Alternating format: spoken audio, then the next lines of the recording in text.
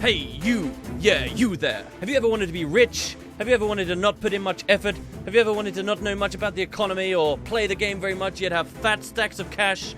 Do you not have a credit card? Will your mummy not pay for gems? Then for you, I've got the ultimate farm of ultimate destiny. Exclusive to Heart of Thorns. Now you can be rich too by just getting a little bit lucky with an awesome, badass new loot drop that we've never seen before. So today I want to talk about my farm for this item. It's pretty cool. It's pretty exclusive, prestigious. You've got a very low chance of finding it in most areas, as I've come to find. I've had 11 so far throughout my entire time playing Heart of Thorns. But the main way I would suggest you farm it, guys, is go to Verdant Brink. In Verdant Brink, there is a mechanic where, as you complete various events, you can get packed crowbars. Now, these crowbars can be used to pry open airship cargo. And every now and then, if you're lucky, you might just find a Maguma Bow. Just look at this thing. Everything about it just breathes wealth. As you mouse over, you'll see that it's a rare quality item. That means it's got yellow text. You can actually slot this into your gear, guys, and get better stats. This is the new Commander's, I believe, stat set, which gives you power, precision, a little bit of boon duration, and toughness. Some may consider it the new Knights set. Could see value in raids. What you might not actually realize is because this thing offers 4 stats instead of just 3. Overall, you're getting more bang for your buck, just like you get a lot more stats when you go for Celestial. So this is a really fantastic item. And you might be thinking, okay, wooden potatoes, all right, how do I get rich from this? I'm looking on the trading post, sell on trading post, and I'm seeing they're not actually worth too much money. Well, you're right. But being rich, guys, isn't about having a lot of gold in your in-game bank account. It's about being happy. That's what wealth brings you, happiness. And just looking at this icon, just looking at this this item here, a Maguma Burl. A burl being a rounded, knotty growth on a tree used to specially handcrafted objects and veneers. I don't know, can't you just look at that and feel happy? Truly, the happiest man is the wealthiest man. And the more of these Maguma Burls you have, the happier you will be. Okay, guys, all right. I can't keep up that joke for too much long. Today, I just wanted to talk a little bit. I've wanted to do this video for a while about a reference that's gone in-game that, yes, is apparently a reference to me, wooden potatoes. Of course, everything I just said was a bunch of crap. This is a fairly mediocre item. Hopefully, we do see Commander stats become a thing at some point. But I must be honest, this is a really surreal, cool thing for me. And I just wanted to talk about it a little bit. Funnily enough, I've had more mails on this rather than issues with the story, rather than issues with fractals, rather than with unhappy people about the economy or happy people about anything that's going on in game.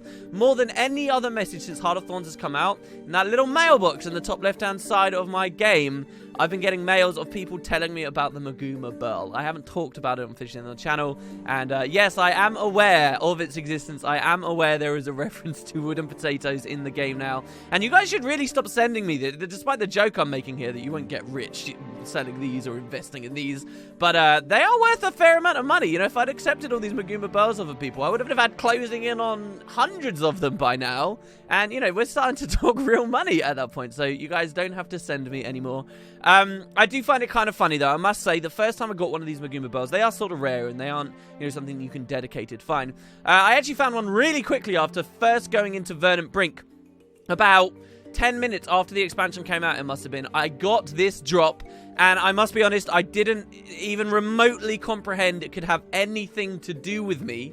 It wasn't until hours and hours later when there was a Reddit thread that had gone up where not only were people talking about this, the fact this reference was in game, but it was like really highly upvoted and discussed, and a dev, Isaiah Carrate, had even talked about it. This was a dev that I'd met back earlier in the year with one of the early Heart of Thorns press events, and he actually told me a story about how he with his kids had been on a beach, I believe it was, and one of his kids had found some driftwood, picked it up, showed it to him. This kid, knowing nothing about his job or knowing nothing about Guild Wars 2, and said to Izzy, one of these devs, said, "Hey, this thing looks like a wooden potato." And it was just the weirdest moment for him because he knew that like one of the YouTubers for the game he worked on was called Wooden Potato. He even said that he kind of wanted to keep it and maybe send it to me somehow. And apparently someone somewhere there at the company ended up putting a reference in. I'm really happy about it. It's really cool. I just regret I didn't notice it until other people were telling me. In fact, I must be 100% honest. When I first got the item and I moused over it, I thought, that's kind of a weird looking icon. That doesn't look that fits in Guild Wars 2 100%. It was only a brief little thing. It's like some massive thing I critiqued or whatever. And then I was like, okay, that's cool. I deposited and moved on. And only later I realized, oh my god, this is a reference to my channel. In case you guys don't actually know, looking on screen right now, the art for my YouTube channel that most people obviously would recognize me as these days was not something I had done for a really long time. It wasn't until just before Guild Wars 2 came out that I actually got this thing. It was a friend of mine who had kindly made me this art.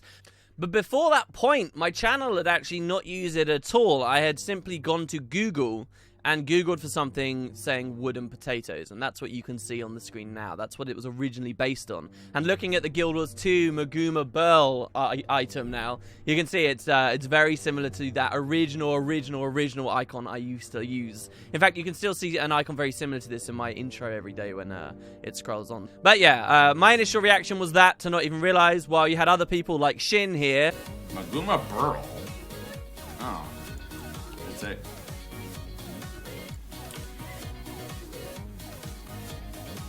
Tell me that doesn't look like Wooden Potatoes logo. Tell me that doesn't look like Wooden Potatoes logo. Realizing it straight away. Whoops to me. To talk a little bit about references in Guild Wars 2 and the history of them, when Fractals originally came out, quite a high-profile release, of course, one of the bosses in it was Commander Delphi. So Delphi, you should probably all know about, kind of aggregates community efforts to put guides up online. So people will write guides about classes, people will find out about new achievements and stuff, and at Delphi they'll kind of combine it all together, put in a lot of effort, put it up, and it's kind of like the go-to place you go to for very quick guides on how things work in the game as patches come out and stuff. And Delphi got a reference really early. Actually, Delphi got a reference before I was even really aware it was a super great resource to use. Around that point, people started asking, hey, should Wooden Potatoes get a reference as well? And there's been generally, over the years, since that point, quite a lot of discussion about it. Unnecessary amounts of discussion, in my opinion. Quite heated discussion at that. You know, some people really fighting for, oh, Wooden Potatoes should have a reference, and other people saying, no, it's a slippery slope, everyone and their dog's gonna want to have a reference and it's gonna ruin the game. But the game isn't totally alien to this idea. Guild Wars actually does have a fairly rich tradition, shall we say, of putting references to community members in their games. It's just you as an average player tend to not realize that fact because they put references in to family members, to QA testers, and people generally sociable with the devs. So back around the launch of Guild Wars 2 as well, another good example here is there was a YouTuber named Kai Dream. She's still a fairly active YouTuber actually. She was doing Guild Wars 2 content at the time. Nothing particularly major, you know, not to be mean or anything, but she ended up getting a reference in game. And the simple fact of this was because she'd been talking to some devs directly, she'd been sociable, she'd been personable, and as a result of that, one of the bosses in SCP-1 ended up being named after her. It's really as simple as that, you know, like you don't have to look much further into it. It's just devs being nice to the people that they're familiar with. Me, on the other hand, despite any community pull I might have, despite how long I may have been doing this or how much effort I've put in over the years, I'm a pretty antisocial guy. My interactions directly with the devs, even after becoming an ArenaNet partner, have been very limited. In fact, early in the year was the most I'd ever talked to the devs or put myself out there at all. And so it was never really a question of, to me, why doesn't Wooden Potatoes have a reference? It's because, you know, I'm just kind of this guy on the internet that talks about their game a lot.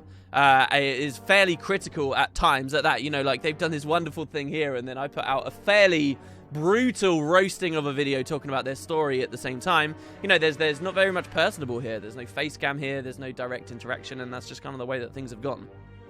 But this is cool. This is really cool. This is like a super highlight of Heart of Thorns for me that I know basically nobody else in that goddamn world is going to appreciate on the same level. You know, I can't help but look back to the Guild Wars 1 days, where a lot of just heavy speculators in the lore community got a ton of references put in with the Nightfall expansion. There's a big lore library in Varby, and many of the NPCs you can interact with there are various tweaks on community members' names. People used to speculate about the lore of the franchise long before I ever did. They all ended up having references in game. I spoke to a specific QA guy who said, hey, yeah, my name is X. I think he was like a German guy. He was like, this is my name. And yeah, I've got lots of references. And he kind of pointed out that over Prophecies, Factions, and Nightfall, this dude had something like 3 different characters all referencing him. They were just slight tweaks on his name. And, you know, we as average players just don't tend to realize this kind of thing. But I've known it's been there. I think back to GW1 as well. And the super rare minis and like Gale Grey having her own unique mini, and always thinking to myself, somewhere in the back of my head, wouldn't it be cool to have like a unique item, something in the game that actually references me? But you know, back then I was a teenager, it was a game, it was a weird thought that anything I ever did could possibly influence anything ever. And these days, you know, that perspective's a little different, and it's a really, really bizarre thought. But there you go, guys. It's something pretty interesting you may not have realized about Heart of Thorns that's been going on. Hope you enjoyed the video, and we'll get back to some more specific Heart of Thorns stuff tomorrow. Catch you next time, guys.